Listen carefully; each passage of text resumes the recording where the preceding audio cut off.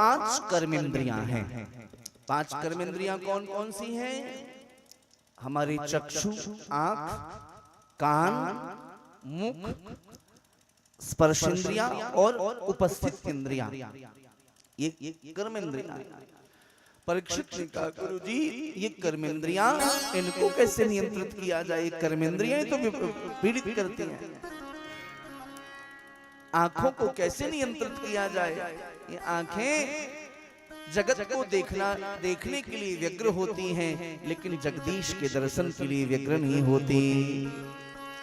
ये जिह्वा प्रसाद के लिए व्यग्र नहीं होती, सुंदर सुंदर पकवान खाने के लिए व्यग्र होती है। त्वचा स्पर्श सुख प्राप्त करना चाहती है। ये घ्राणेन्द्रियां अर्थात नासिका सुंदर खुशबू को प्राप्त करना चाहती है। ये कर्णेन्द्रियां सुंदर गीत सुनना पसंद करती है, पर कीर्तन उसको प्रिय नहीं लगता। तो इन कर्मेंद्रियों को कैसे नियंत्रित किया जाए? ये हमारी जो कर्णेंद्रियां हैं, जो कान हैं, इनको कथा नहीं प्रिय लगती है, इनको चुगली अच्छी लगती है। परीक्षित से सुखदेव कहते, परीक्षित इनको वश में करना बहुत कठिन है, बड़े बड़े महापुरुष भी इनको वश में नहीं कर पाते। तो बोले इन इंद्रियों के रुख को मोड़ दो। आंखें यदि सुंदर दृश्य का दर्शन करना चाहे तो ले जाओ महाराज बद्रीनाथ, ले जाओ वैष्णवी देवी, ले जाओ वृंदावन, बिहारी जी के सामने खड़ा कर दो। बिहारी जी से ज्यादा सुंदर कौन होगा?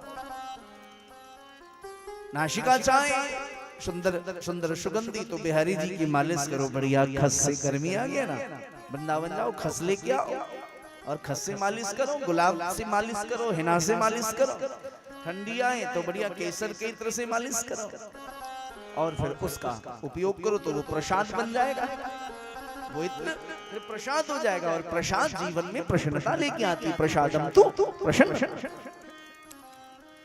तो जो भी कर्म करो वह ईश्वरार्पित बुद्धि से करो।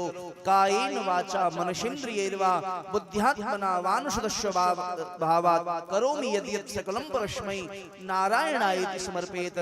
मन से, वचन से, कर्म से जो भी कर्म हो वो श्री ठाकुर जी के निमित्त हो, तो वह कर्म ही भक्ति बन जाती है।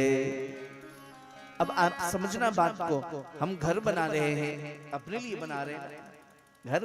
अगर हमने प्लाट खरीदी, अगर भाव परिवर्तित हो जाए, वृंदावन में बिहारी जी का मंदिर बहुत अच्छा है, एक सुंदर सा अपना भी ऐसे ही मंदिर बन जाए तो कितना अच्छा हो जाए। एक घर रहना हमको ही उस घर में, लेकिन उद्देश्य यदि ठाकुर जी का हो जाए तो घर बनाना ही हमारी भक्ति हो जाएगी।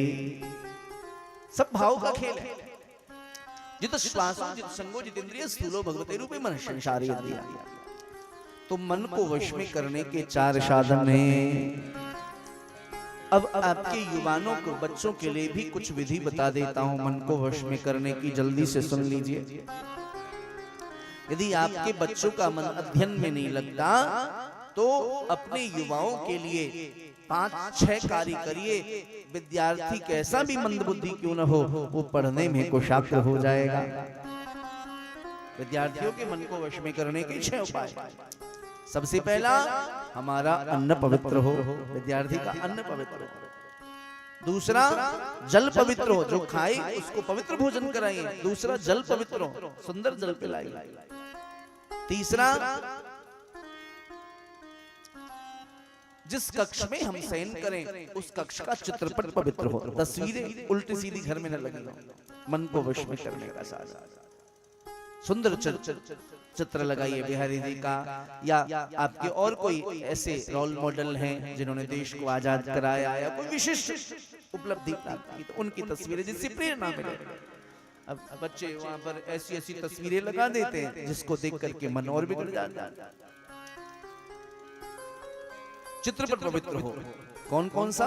अन्न पवित्र हो, जल पवित्र हो, चित्रपट पवित्र हो। तीसरा, चित्रपट।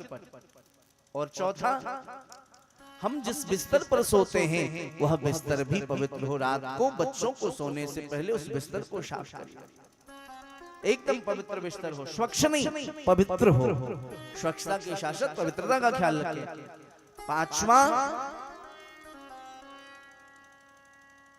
संग पवित्र हो। और छठा, ग्रंथ पवित्र हो, जो हम ग्रंथ पढ़ें, किताबें पढ़ें, वो पवित्र हो। आजकल ई बुक्स आ गए हैं, तो वहां भी ध्यान रखें हमारा ग्रंथ पवित्र हो। अगर ये 6 कार्य बच्चे करें तो उनका मन एकाग्र हो जाए। तो इस प्रकार से मन को वश में करने के साधन सुखदेव जी महाराज ने बताए। अब परीक्षित ने प्रश्न किया, गुरुजी मैं इन पर कार्य करूंगा, पर अब हमें आपसे कुछ प्रश्न करने हैं। बोले क्या? बोले सरकार, जब यह प्रकृति नहीं थी तब कौन था? जब प्रकृति है तो कौन है? और जब प्रकृति न रहेगा तो कौन सी बचेगा?